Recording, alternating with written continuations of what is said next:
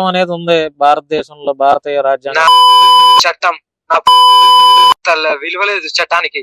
అది తప్పు మాట. అంబేద్కర్ అని నా కొడుకు తప్పు మాట రాసినట్టు వాని విలువలు తెలుసుకుంటున్నారు. అసలు చట్టం అంటే ఏంది, ధర్మం అధర్మం అయినప్పుడు నాలాంటి వాళ్ళు వస్తారు.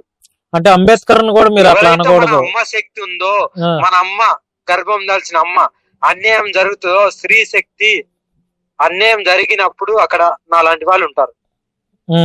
మనము సర్వసం అనుకొని మన దేవతలు మన దేవుళ్ళు పూజించే గోమాత ఏదైతుందో అక్కడ అది అన్యాయం జరిగినప్పుడు, గోహత్య జరిగినప్పుడు నాలాంటి వాళ్ళు ఉంటారు. మీరు ఎన్ని మాటలు మాట్లాడినా నేను ఏది అడ్డు చెప్పలేదు, మీ ఇష్టం మీ ప్రకారం చేసుకుంటున్నారు. కానీ అంబేద్కర్ గారిని అయితే అలా అనకూడదు మీరు.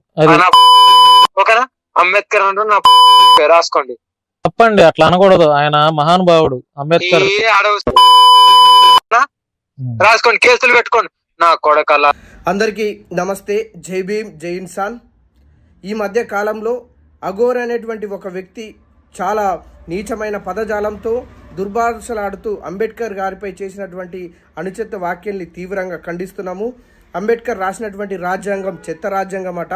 ఆయన నోటి ద్వారానే అనేక చండాలమైనటువంటి పదజాలంతో అంబేద్కర్ గారిని దూషించడం జరుగుతుంది. బిడ్డ అఘోరి జాగ్రత్త, మతాల పేరుతో మనుషుల మధ్య చిచ్చులు పెట్టేటువంటి ప్రయత్నం చేస్తున్నావు.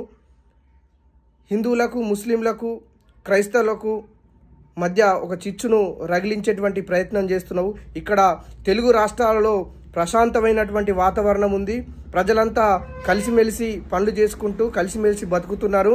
వీరి మధ్య చిచ్చులు పెట్టే ప్రయత్నం చేస్తున్నావు. కాబట్టి ఖచ్చితంగా నీ మాటలు వెనక్కి తీసుకో. భారత రాజ్యాంగం రాసింది డాక్టర్ బిఆర్ అంబేద్కర్. ప్రజలందరి కోసం రాశాడు. ఇక్కడ ఏ ఒక్కరి కోసమో రాసింది కాదు.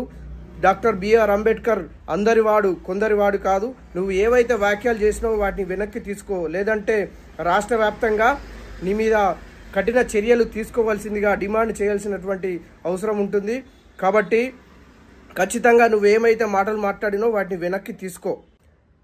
గతంలో కూడా నువ్వు ఇలాంటి విచిత్రమైనటువంటి వేషధారణలతో బట్టలు లేకుండా బహిరంగంగా ప్రజల మధ్య తిరుగుతూ ప్రజల్ని విడగొట్టేటువంటి ప్రయత్నం చేస్తూ చాలా చండాలమైనటువంటి పదజాలంతో మతం పేరుతో నువ్వు ప్రజల మధ్యకి వచ్చేటువంటి తీరును చూసి నేను గతంలో కూడా నీ పైన అఘోరం అనేటువంటి ఆర్టికల్ కూడా రాసిన.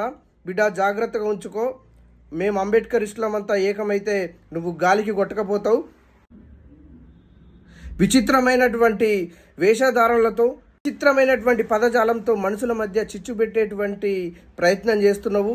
ఈ మధ్య కాలంలో నీ వెంట ఒక అమ్మాయిని బిడ్డ అని చెప్పుకొని తింపుకున్నావు. మళ్ళీ ఆమెనే పెళ్లి చేసుకొని నా భార్య అని అంటున్నావు.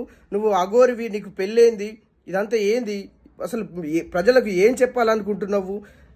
నీ గురించి ప్రజలు ఎలా అర్థం చేసుకోవాలనుకుంటున్నావు? చాలా చండాలమైనటువంటి వేషధారణలతో బట్టలు లేకుండా బహిరంగంగా ప్రజల మధ్యకు వచ్చి ఒక విచిత్రమైనటువంటి వింతగాడిగా ఇలా ప్రజల్ని మభ్యపెడుతూ ఒక మతం వైపు ప్రజల్ని లాక్కునేటువంటి ప్రయత్నం చేస్తూ ఇలా చేస్తున్నటువంటి నీ కార్యక్రమాల్ని ఖచ్చితంగా తీవ్రంగా ఖండిస్తున్నాము.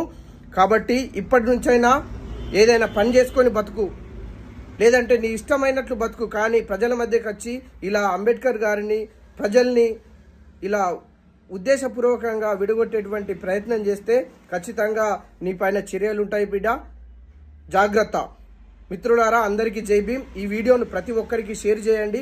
అంబేద్కర్ గారిపై చేసినటువంటి ఈ దుర్భాషలని తీవ్రంగా ఖండించండి. ఈ అఘోర్ని ఖచ్చితంగా ఈ తెలుగు రాష్ట్రాల నుంచి తరమండి.